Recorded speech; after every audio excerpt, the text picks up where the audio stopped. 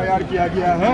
ये पूरे दलित समाज और पूरे बिहार के मुंह पे तमाचा, जो कथा कथित जो अपने आप को दलित के जो नेता बुलाते हैं, इन्होंने अपने घर के जो माताओं पर जो केस किया है, दलित समाज के ऊपर बहुत बड़ा जोरा तमाचा मारा है। लगातार आपने परिवार पर निशाना साधा है, लेकिन लगातार हमने यहाँ पर बातचीत करने के माध्यम से पता चला है कि लोग यहाँ पर बहुत सारी समस्याओं को लेकर के आए थे, जैसे बेरोजगारी हो गई और तमाम शिक्षा, बिहार में शिक्षा, उद्योग, पलायन, शिक्षा, इसके बारे में हम अक्सर बात करते आए हैं। अगर आप लोग इसको ज़्यादा चलाएंगे तो ज़्यादा जनता तक ये बात पहुंचेगी।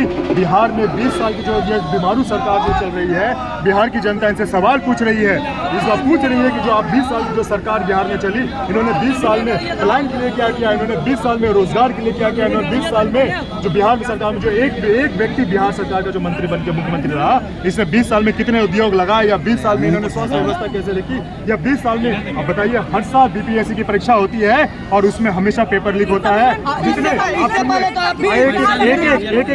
एक एक मुद्दा हम लोग जनता का एक मुद्दा उठा रहे हैं। ये जो बीमारू सरकार बिहार में चल रही है, भ्रष्टाचारी सरकार बिहार में चल रही है, इसकी उसको उखाड़ फेंकी गई। एनडीए से आप भी तो सत्ता में थे ना, इसी सत्ता में तो आप भी एनडीए में थे। 20 साल बाद आपको याद क्यों आ रही है? अब जल्द से जल्द महागठबंधन में आप लोग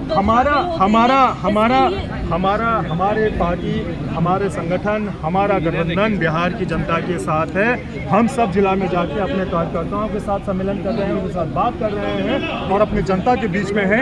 जनता और हमारे कार्यकर्ता का जो निर्णय होगा, वो अगर कहेगी अकेले चुनाव लड़िए तो हम अकेले चुनाव लड़ने के काबिल हैं, वो कहेगी गठबंधन में चुनाव लड़िए तो हम गठबंधन में चुनाव लड़ेंगे।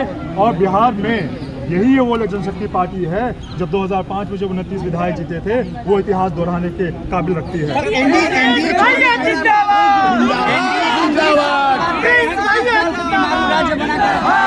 फिर आपने अब अलग होने का फैसला क्यों लिया? हमने इतना विलंब क्यों हुआ? हमने बहुत पहले निर्णय लिया था। आप हमारा अगर भाषण अगर आप पार्लियामेंट में सुने, तब भी हमने जो अरवल जिला में जिस तरीके से एक दलित महिला का उनको जला दिया गया था, उसकी बेटी को जला दिया गया था, सिर्फ और सिर्फ उससे दुष्कर्म करने की वजह से, और उसके घर में दारू की बोतल रख दी गई थी। उसका जो पति था जो जेल में बंद है, वो सिर्फ शराबबंदी वजह से जेल में बंद था। ये सारी की सारी घटना, चाहे सहरसा की घटना हो, राजकुमार पासवान के शिक्षक जिस तरह से दिन दहाड़े गोली मार दी गई, जिस तरह से कोमल पासवान के ऊपर दिन दहाड़े गाड़ी से रौंद दिया गया, उनकी मृत्यु हो गई।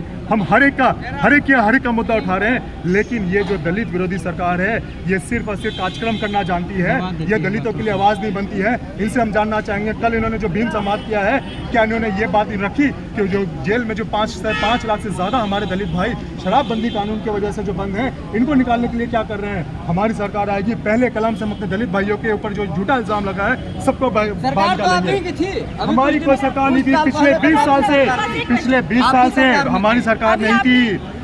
हमारी सरकार नहीं थी, आप इस बात को समझिए।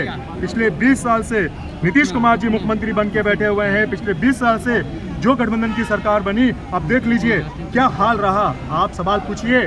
ये तो हाई लगी है हमारे नीतीश कुमार जी को कि आज वो शारीरिक रूप से और मानसिक रूप से वो जो बीमार चल गए हैं, ये सब की हाई लगी है और जनता इस बारे में बोला कि मतलब गठबंधन में भी हम लड़ने के लिए तैयार हैं, तो फिर आपको अपनी पार्टी अलग से बनाने की क्या जरूरत पड़ रही है? हमारी पार्टी बनाई नहीं है। हमारी पार्टी कई हमारा संगठन दलित सेना, जिसके द्वारा आज ये कार्यक्रम किया गया। आप पत्रकार साथी हैं, आप थोड़ा सा रिसर्च भी क्या करिए।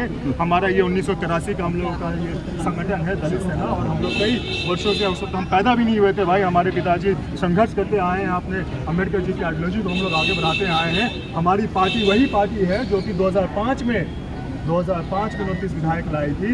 ये वही संगठन है। आप एक बार कैमरा घुमा के देख लीजिए, यहाँ जितने भी आपको जिंदाबाद।